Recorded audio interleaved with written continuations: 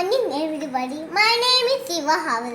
Today I am going to speak about ഒരു സ്റ്റോറിയാണ്. എന്താണെന്നറിയോ? ദശരഥ മഹാരാജാവ്. ഒരു ദിവസം ദശരഥ മഹാരാജാവിന് 3 ഭാര്യമാരുണ്ടായി.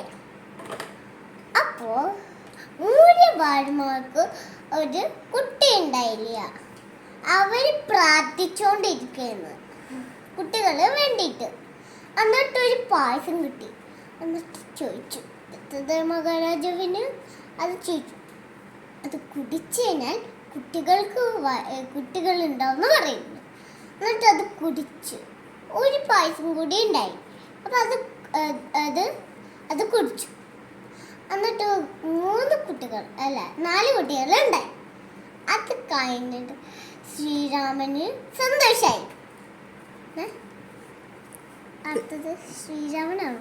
ലഘുവിന്റെ പേര് സീതാദേവി ഭയങ്കര സങ്കടമായി. എന്താണെന്നറിയോ?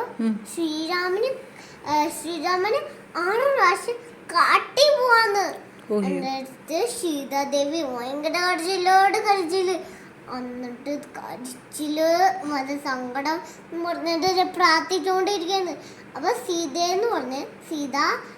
സീത പറഞ്ഞ് ദശരഥ കാട്ടി പോവരുത്, ഞാനും വരാമെന്ന് പറഞ്ഞു. എന്നിട്ട് കാട്ടിപ്പോയി. അപ്പോൾ ഒരു വീടുണ്ടാക്കിയപ്പോൾ അവിടെ താമസിച്ചു. ദശരഥ മഹാരാജാവിന് ഒരു ഭാര്യയുണ്ടായി. അപ്പൊ ആ സ്റ്റോറിന്റെ പേരാണ് ദശരഥ മഹാരാജാവിന്റെ രാമായണല്ലേ? രാമായണ സ്റ്റോറിയാണ്. അപ്പൊ താങ്ക് യു.